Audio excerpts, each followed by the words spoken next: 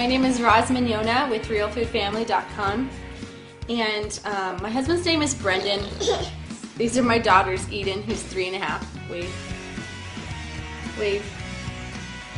And this is my daughter, Charlotte, who's 11 months old at this point. What? Hi. At this point in time, my husband and I have made a conscious and informed decision not to vaccinate our children with any of the recommended vaccines available. My children are extremely healthy. Neither of them have ever been in the hospital. They've never needed any prescription medications or drugs for anything. They've never had any serious illnesses.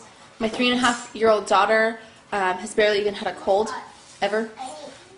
It's really insulting sometimes when I hear certain people on the pro-vaccine side of the debate say that they believe that certain laws and regulations should be put into place because parents do not have the expertise to make good health decisions for their families. And that's scary. We made the decision not to vaccinate. Mainly, it was a journey. When I was pregnant with my first daughter, I was completing a certification in nutritional therapy. I was highly exposed to just the natural health world. So I came upon some online resources, starting with childhoodshots.com, a woman named Mary Taco, and she has a video called Are Vaccines Safe? In this video, she does demand that her viewers make informed decisions based on a full assessment of the issues, not based on what she recommends or what she has done or what parents, friends have done and other families. She really empowers families to make these health decisions for their families, because we're living in an age when the information is very openly available to us. So we should take advantage of that. So Mary Taco's videos led me to the National Vaccine Information Center, NVIC.org. And NVIC is about offering the whole story. And they do represent people who have been vaccine injured. They represent people who actually want to question the whole vaccine routine that's being recommended by the CDC and implemented on most of American children today. It's kind of taboo in the scientific community to say the words vaccine injury, because many scientific and medical professionals are actually completely denying that vaccine injuries or deaths exist, where they are very, very clearly evident. Families are being hurt. My decision not to vaccinate my children has not been met with total enthusiasm by all our family members, and that's okay. I mean, my husband and my grandparents have all experienced either witnessing polio, or my husband's grandfather actually had polio as a child. So not receiving certain vaccinations is very difficult for some family members to accept. Fortunately, though, my mother, who is our family doctor, is in support of our decision, so that makes a huge difference for us. When I actually meet a family, or at least meet a family online, and see their pictures and read their story, and see how much their life very obviously changed after a vaccine was received. It's just, I don't want to take the chance. It's just too prevalent today, and the testimonies of families are too available that I can't even imagine being one of those, albeit rare, but they do exist, instances when a vaccine seriously or even mortally affects a child. Another reason why we're so confident in our decision not to vaccinate is because we believe in the importance of dietary and lifestyle health choices that truly impact our children's immunity, such as breastfeeding and the complete elimination of sugar and processed foods from their diet. We eat a very traditional whole food diet based on a lot of the principles of the Weston Price Foundation.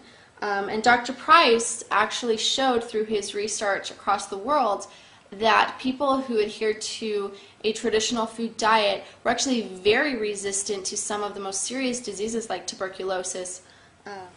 So one of the really important ways that I teach and implement my education and the choice not to vaccinate is to make sure that families do take the necessary precautions to produce and maintain extremely healthy children with very strong immunity. So besides raising my children in a certain way as far as their diet and our health lifestyle, I guess I do treat my children a little different because they are unvaccinated. I try not to let them be around too many other children when they're very young, as to that's kind of a common practice in most cultures. You protect your infants because they're immunocompromised, they're still developing their immune systems. So it's wise not to have your children around a large group of other young children to protect them from diseases. I don't use things like antibacterial soaps and things. I'm fine when they eat a little bit of dirt from outside. You know, one of the benefits of eating organic or biodynamically raised food is that there's a lot of beneficial bacteria and organisms that improve their immunity in the dirt that they eat, as well as traditional foods. We consume raw milk, we eat a lot of cultured foods, and these are all things that all contribute to a strong immunity. We all take a fermented cod liver oil, which has a very potent amount of naturally occurring vitamins A and D, which are essential for immunity. But I think whether you vaccinate or not, that's kind of an important thing to do. Just to lower your children's chances of getting sick when they're very young is a very important practice. So we really make very informed and conscientious decisions in every aspect of our children's health and wellness. You know, it's not something that we just brush off, and we're not negligent parents. I do think that the vaccine debate in the United States is really unfortunate. You know, it seems like everything that I do in my life, I drink raw milk, I have babies at home, I don't vaccinate my children. It's like every single thing that I do, there's a big group associated with our government or regulatory agencies that are trying to make what I do and the way that I live my life illegal. So I do get involved, and I do get pretty passionate about these issues because I'm the one that I feel is being challenged. I mean, the things that are most important to me are being you know, jeopardized, and I really do feel like I'm losing my freedom. So because all of these elements of my life are being challenged seemingly daily by a government that's supposed to be serving and protecting me, of course I'm going to get involved, and of course I'm going to get passionate about it, because I don't believe in laws. I think the government needs to stop making so many rules, because that's what's creating this dichotomy of thought among our community, our citizens, our society, versus just respecting each other and respecting each other's thoughts. I mean, my family enjoys such strong immunity and such flourishing health. Yet, the CDC, the FDA, the USDA, they're all telling me that the way that I'm living and the way that I'm eating is extremely unsafe. My message to families is that this is a real issue. I think it's foolish to think that you're either pro-vaccine or anti-vaccine. There's enough research from both sides of this debate that parents should be led to make decisions based on their individual children and based on the individual vaccines available, and make those important decisions. Because believe me, you do not want to be on the other side of it when your child has been injured from a vaccine. We're a healthy and happy family, we're compassionate to others, and we simply believe in the freedom in America to make healthcare decisions for ourselves. And we just don't want to see that lost. I know there's a lot of other families out there just like us, and I wanted to provide a venue for those families to be heard and to share their story about, why they've decided not to vaccinate or why they've decided to partially vaccinate, or also to share their story of how vaccines have harmed their family in some way.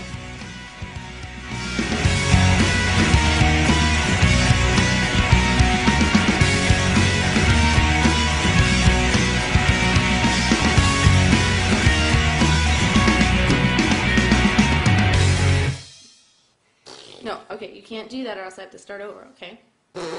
Hey!